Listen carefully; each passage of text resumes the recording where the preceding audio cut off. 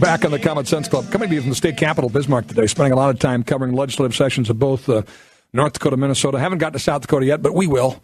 They're doing 40 days every year. We're doing 80 days every other. So North Dakota's kind of the story right now, but obviously so is Minnesota. Since Democrats have all the levers of power there.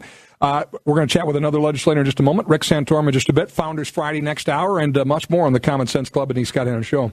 Next guest, longtime friend. I spent 18 years in Grand Forks on the radio at KCNN up there and got to know this gentleman who was a business owner in town and also city council member and, of course, legislator, Eliot Glassheim, Democrat from Grand Forks. How are you, Eliot? Good afternoon. Real good, Scott. Eliot's in the house, so he's a representative, and because he's a friend, I ended up calling him Eliot a lot, so it's kind of losing my decorum here at the Capitol. The Honorable Eliot. Since we're you might be, if I had to go tag, sort of the defenders of higher education and the university system might be up there in the top 5% of legislators over the years. So I have to ask you about a story that's getting a lot of attention in the Capitol today. And that is the effort by the Chancellor's Office to repurpose some space that was designed and approved by the legislature to be for IT, and 24 cubicles for staff members that were evidently currently spread out all over UND's campus into one consolidated area. And the legislature last session passed about $11.5 million from the state's general fund to do that. Evidently, there is a new plan that would create office space for the university system chancellor himself, Ham Shivani, on the UND campus, which President Kelly is challenging. And there's memos flying back and forth and emails flying back and forth. What do you know about this story? Well, I'm not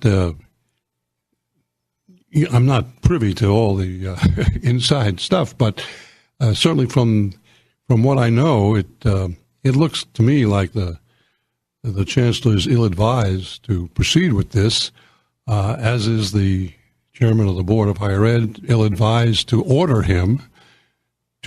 Kelly to change the plans which were approved by the legislature. I mean, it just doesn't make any sense to me, and it seems like a usurpation, and it opens some deep wounds, and that we're healing, and so I don't know why we're picking at a scab just to have a 2,100 square feet office.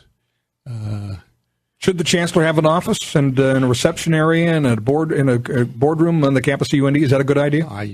I don't see why he needs it, unless he's going to have very thick carpet and use it to bring people in on the carpet. Dwayne Espegard said in the email that the State Board of Higher Education believes your presence, this email was to Dr. Shivani, and that of NDUS staff, North Dakota University System, on the UND campus in support of IT and other system-wide needs is critical.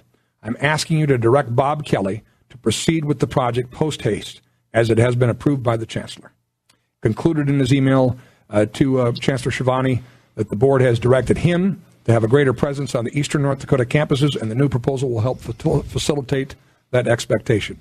Ray Holmberg, who, of course, is the chairman of the Senate Appropriations Committee, said the legislature was unaware of the recent proposed changes and wants a hearing post-haste. I understand one's set up for next week, and that will be an interesting hearing. Senator Holmberg is very skillful and smart, and I'm sure he'll get to the bottom of it. In a general sense, and I've written about this, that there seems to be a growing bit of tension between the chancellor and some of the university system presidents. And I've had conversations with Dwayne Espegard, who's a friend, and I respect a great deal, to say, no way, not happening. Give me examples, because I don't buy it. Are you hearing talk of tension? Well, you hear it, and whether it's just imagination, which anytime you get a new person who's got some new ideas, you're going to have some fantasizing and some fear. But it begins more and more to look like there's some substance to it. There's some fire where there was smoke, and I just hope that this doesn't. The UND president, I think, is sticking up for what he understands the legislature approved, and that seems like a sound position to me. Now, if he gets significant flack from his boss, I think there'll be His boss being the chancellor, the chancellor, university system president, and or the chairman of the board, Dwayne Espicard. I think there'll be significant battles going on to defend the campuses. It's one to watch. It's one to watch. It's unsettling. I've been a supporter of higher ed for a long time, but it's getting to be where I'm not sure how much I can defend this kind of takeover. Interesting. We asked you to come on and talk about your proposal that would increase the state tax on a pack of cigarettes from 44 cents to $1. How many packs are there in a case? I don't even know. You? Well, there's 10 in a carton. You buy them by the carton. There's 10. So I'm trying to just do the math on 66 cents times 10. So yeah, you got $6.60 a carton that it goes up, right? And 66 cents a pack. Yeah. Okay, you'd increase. But now that and I haven't bought cigarettes for a long time. So I looked. But so a pack now is $4 or $5 without the taxes.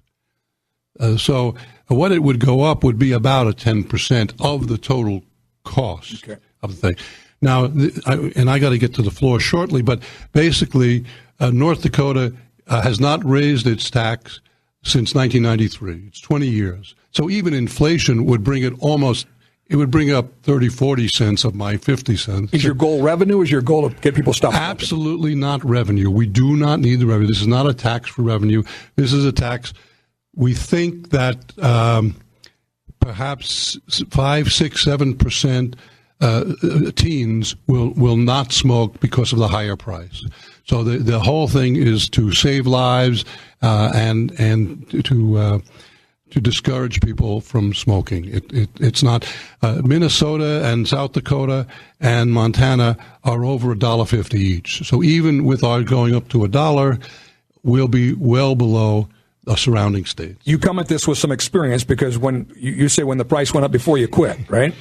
Well, it wasn't just the price going up. That's how it was reported. But basically, at a certain point, I looked at how much I was spending a day, multiplied it by 365, and figured, well, for $400, $500, $600 a year I was spending on smoking, I'd rather do something else with. I think you're a closet conservative. Based on that math, I don't know. We're going to have that conversation another day. The opposition, the Greater North Dakota Chamber, had said this is social engineering. This code is a very poor way to do that, and is opposed to raising excise taxes of any kind, especially for, as they say, social engineering. Your response? Yeah, I wish I were a little bit better together, but we do social engineering all the time. We use tax policy and dollars to get people to behave the way we want them to behave. We give money to businesses to locate. We want them to locate. We give them cheaper rates. We have the PACE program. We do that. We want people not to run stop signs. We raise we find them money to try to change their behavior. We want people to live in their homes longer. We give a homestead tax credit to older people. Got your point. Been there, done that, right? In order to accomplish goals, we use money as a way of doing it. We'll get you back to the floor and keep this conversation going. Thank you, sir. Thank you. Representative